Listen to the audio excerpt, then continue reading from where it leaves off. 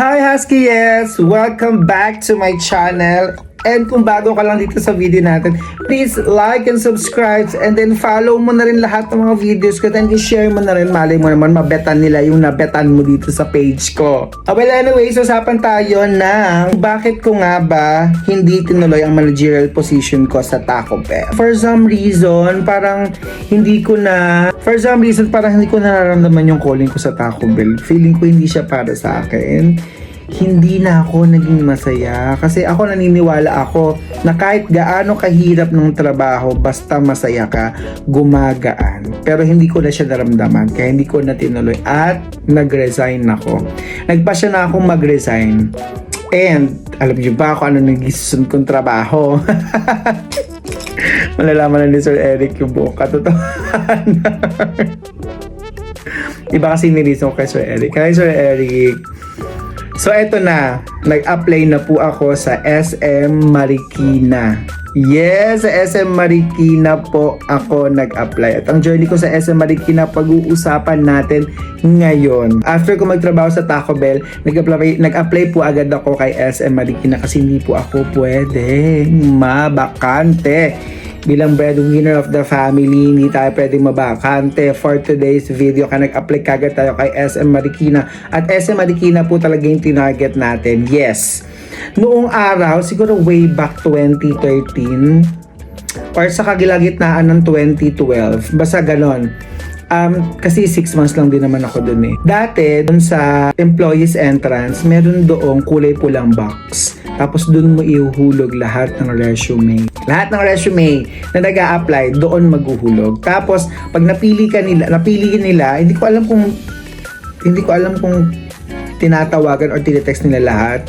Basta, ang alam ko lang ay natawagan ako or natext ako kaya nagpunta ako sa initial interview. After initial interview, final interview, hanggang sa nag-iisa akong ganap na empleyado ni SM Marikina. At ang position ko po ay sa customer service.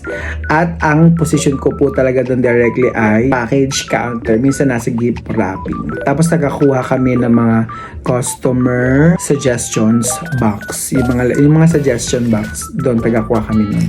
Taga-assist kami nun.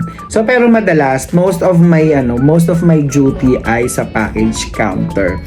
So 6 months lang po ako. Wala tayong masyadong ikikwento kay SM Marikina. 6 months lang tayo doon. Dahil hindi rin naman ako nag-enjoy. Masaya yung experience pero hindi na ako nag-enjoy bilang package counter. As in sobrang bagal ng oras doon, napakatagal kasi mag-aantay ka lang ng mga tao, lahat ng mga bumibisita kay SM na mag-iiwan ng gamit nila. Other than that, wala ka nang gagawin. Mag-i-in ka, antay mo yung oras matapos, uuwi ka. Minimum wages, hindi ka masyadong pagod, pero hindi siya nakaka-grow. Personality growth, wala. Kasi nakatayo ka lang at nagbabantay ka ng mga gamit na hindi mo naman makausap. Yes, package counter po ako. Pero mahalaga ang trabaho ni package counter ha. Kasi kung wala si package counter, wala pong magbabantay ng mga mahalagang gamit ng mga customers na pinaiiwan. Pero ngayon parang bawal na yun eh. Hindi yung bawal yung package counter, bawal na mag-iwan ng mga valuable things.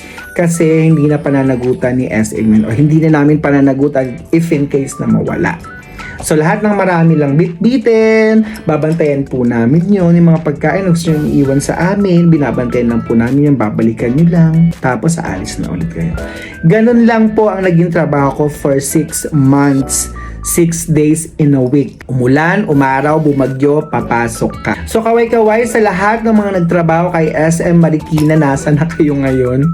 Wala na nga ata akong matandaan ang katrabaho ko kay SM Marikina. Pero kung panood mo to at kilala mo ako, please comment down below. So yun lang po yung naging journey natin kay SM Marikina.